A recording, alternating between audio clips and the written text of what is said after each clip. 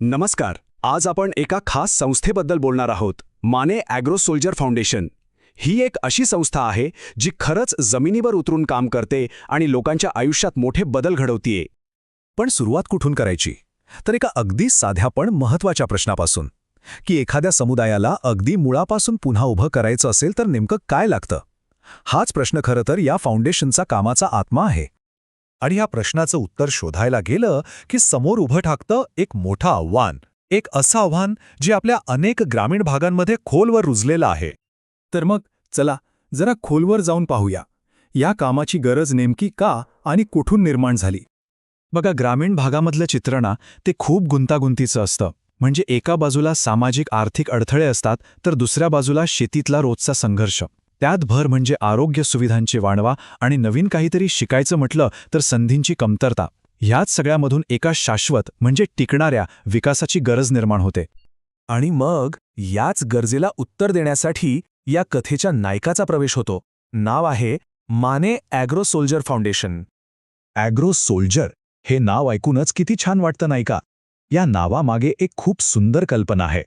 Agro soldier म्हणजे फक्त शेतकरी नाही, तर तो एक असा सैनिक आहे, असा योद्धा आहे जो जमिनीच्या आरोग्यासाठी तर लढतोच, पण त्याचबरोबर तिथल्या लोकांच्या समृद्धीसाठीही लढतो. त्यामुळेच या फाउंडेशनचं ध्येय अगदी स्पष्ट आहे. त्यांना काय करायचंय तर शाश्वत विकास, चांगलं आरोग्य आणि नवीन कौशल्य या सगळ्याच्या माध्यमातून ग्रामीण महाराष्ट्राला सक्षम बनवायचंय. ओके, ध्येय तर खूप मोठं आहे, पण मग प्रश्न येतो की हे सगळं प्रत्यक्षात कसं उतरवतात? चला पाहूया त्यांची जमिनीवरची कार्यपद्धती. त्यांचं काम हे 4 महत्त्वाच्या खांबांवर उभं आहे. पहिला खांब आहे शाश्वत शेती, ज्यातून ते शेतकऱ्यांचं उत्पन्न वाढवायला मदत करतात. दुसरा आहे आरोग्य आणि पोषण, ज्यातून लोकांचं जगणं सुधारतं.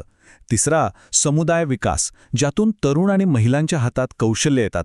आणि या सगळ्याचा पाया मजबूत करण्यासाठी चौथा खांब आहे जलसंधारण, म्हणजे पाण्याची सोय करणं. ठीक आहे, काम तर छान आहे, पण त्याचा परिणाम काय झाला? काय फरक पडला लोकांच्या आयुष्यात? चला त्यांच्या कामातून आलेल्या या आशेच्या पिकावर एक नजर टाकूया. आणि जेव्हा आपण परिणामांबद्दल बोलतो तेव्हा आकडे बोलतात. बघा, 10,000पेक्षा जास्त 10,000पेक्षा जास्त लोकांच्या आयुष्याला त्यांनी थेट स्पर्श केलाय. हा आकडाच त्यांच्या कामाची व्याप्ती किती मोठी आहे हे दाखवून देतो. आणि हे फक्त आकडे नाहीत, तर जमिनीवर केलेलं ठोस काम आहे. आत्तापर्यंत 50पेक्षा जास्त सामुदायिक प्रकल्प त्यांनी यशस्वीपणे राबवले आहेत. असे प्रकल्प जे आजही तिथल्या लोकांना फायदा देत आहेत. त्यांचं काम फक्त एका गावापुरतं मर्यादित नाहीये. त्यांनी 25हून अधिक गावांपर्यंत पोहोचून तिथल्या लोकांना या विकासाच्या प्रवाहात सामील करून घेतले. आणि आता हा आकडा बघा, हा तर त्यांच्या आर्थिक प्रभावाचं सगळ्यात मोठं उदाहरण आहे. ज्या गटांनी त्यांच्या उपक्रमांमध्ये भाग घेतला त्यांच्या उत्पन्नात तब्बल 150% वाढ झालीय. 150%! हा किती मोठा आणि थेट परिणाम आहे, विचार करा.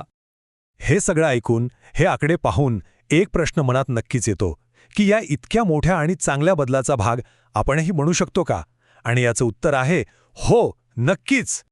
या मिशनमध्ये सामील होण्याचे अनेक मार्ग आहेत. बघा, आर्थिक देणगी देऊन या प्रकल्पांना थेट बळ देता येतं, किंवा मग वेळ आणि आपलं कौशल्य देऊन स्वयंसेवक म्हणूनही थेट जोडलं जाता येतं. एखादी संस्था असेल तर भागीदारी करून या बदलाचा वेग वाढवता येतो. आणि समजा यातलं काहीच शक्य नसलं तरी फक्त या कामाबद्दल इतरांना सांगून ही माहिती पसरवून सुद्धा एक खूप मोठा हातभार लावता येतो. ज्यांना या कामाबद्दल अधिक जाणून घ्यायचं आहे किंवा थेट संपर्क साधायचा आहे, त्यांच्यासाठी ही माहिती त्यांच्या वेबसाईटला भेट देता येते किंवा इथे दिलेल्या ईमेल आणि फोन नंबरवर संपर्क साधता येतो. आणि जाता जाता एका सुंदर विचाराने आजचा विषय संपवूया. विचार करा, एखाद्या समाजाचं खरं पीक कोणतं असतं? शेतात उगवलेलं धान्य? नाही, तर ते सगळे एकत्र येऊन जे भविष्य घडवतात तेच त्यांचं खरं पीक असतं. हा विचार आपल्यालाही नक्कीच प्रेरणा देईल.